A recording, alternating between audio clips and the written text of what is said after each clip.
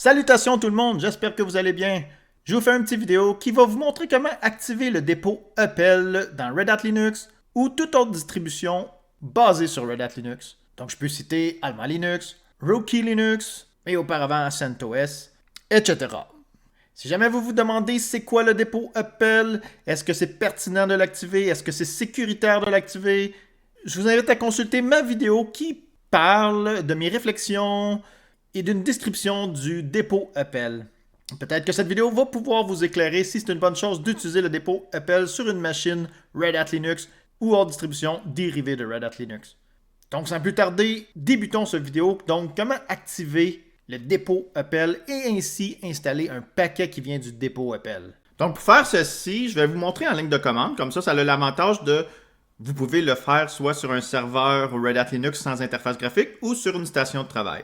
Donc, dans le cas d'un serveur sans interface graphique, vous n'avez qu'à rentrer votre nom d'utilisateur et votre mot de passe, et ensuite, vous allez être déjà dans un terminal.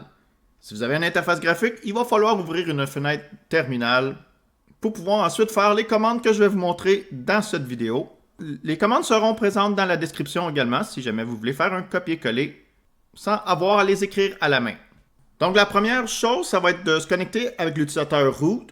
Donc, je vais faire SU- et je vais entrer le mot de passe de mon utilisateur root.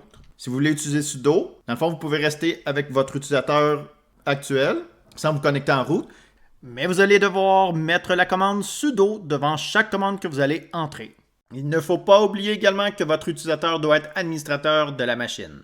Donc, la première commande que je vous montre, elle est très simple. En fait, ça crée une variable qui va avoir comme valeur l'architecture de votre machine. Donc, dans ce fichier, /bin/arch, ça contient l'architecture de votre machine. Donc, si vous avez un PC 64 bits, ce fichier aura une valeur différente décrite que si vous avez un ordinateur ARM 64 bits ou un PC 32 bits.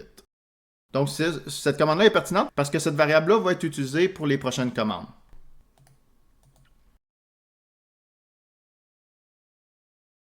Donc, la commande suivante qu'il faut écrire, c'est subscription-manager. Donc, pour gérer les subscriptions, pour gérer les abonnements.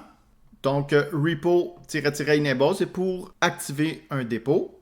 Et celui qu'on va activer, c'est le code ready-builder-for-Red Hat Linux-9. Donc, ces instructions sont pour Red Hat Linux 9. Si vous utilisez la version 8, devinez quel chiffre qu'il faut écrire plutôt que le 9. Et ensuite, donc ici, c'est la valeur de la variable qu'on a créée tantôt qui va être retournée, -rpms. Donc, je vais faire Enter pour l'exécuter. Ceci est un prérequis pour pouvoir ensuite activer les dépôts Appel. Donc, pendant qu'il active tout ça, il faut patienter. Et une fois que c'est terminé, le prompt du terminal va revenir. Donc, le prompt, c'est lorsque vous pouvez écrire des commandes. Et la commande suivante qu'il faut faire, c'est d'installer le paquet qui va activer le dépôt Appel. Donc ça se fait par dnf espace install. Et ensuite, ce lien Internet-là, donc l'outil va télécharger ce paquet RPM et va l'installer. Donc, ces instructions-là, c'est pour Red Hat Linux 9. Si jamais vous utilisez Red Hat Linux 8 ou une autre distribution Linux dérivée de Red Hat Linux, par exemple Rocky Linux, Alma Linux, Oracle Linux, ça se peut que les instructions soient un petit peu différentes. N'hésitez pas à écrire dans les commentaires si jamais vous les voulez. Je pourrais facilement vous les trouver et vous les indiquer dans le commentaire. Donc, je vais faire Enter pour exécuter. Et ça va télécharger le paquet. Donc, il me fait un petit résumé de qu'est-ce qui va être installé. Est-ce que je veux continuer? Je vais faire O pour oui. Donc, si votre système est en anglais, ça va être Y qu'il va falloir écrire pour Yes. Et voilà, c'est déjà terminé. Et une fois que le dépôt Appel est activé, vous pouvez installer les paquets qui sont dans ce dépôt-là. Exactement de la même façon que lorsque vous voulez installer n'importe quel autre paquet venant du dépôt officiel de Red Hat Linux. Donc, vous pouvez utiliser la commande dnf install et le nom du paquet. Donc, dans mon cas, je vais installer htop. Si jamais votre machine a une interface graphique, vous pouvez également utiliser la Logitech venant avec votre interface graphique. Donc, par exemple, si vous avez GNOME, vous pouvez utiliser la Logitech GNOME et écrire le nom du paquet que vous voulez installer. Donc, par exemple, htop pour ce cas-ci.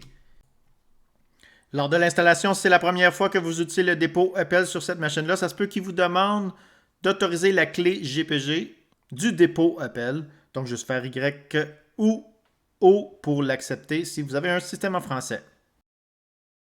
Donc, j'espère que cette vidéo a été utile, que vous l'avez appréciée. N'hésitez pas à écrire dans les commentaires si vous avez d'autres suggestions de vidéos que vous voulez voir sur ma chaîne YouTube à propos de Red Hat Linux et de toutes les distributions qui sont dérivées sur Red Hat Linux.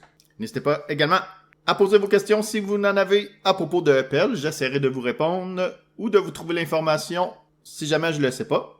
Et moi, il reste une chose à faire. Vous souhaitez une bonne fin de journée. Bye bye!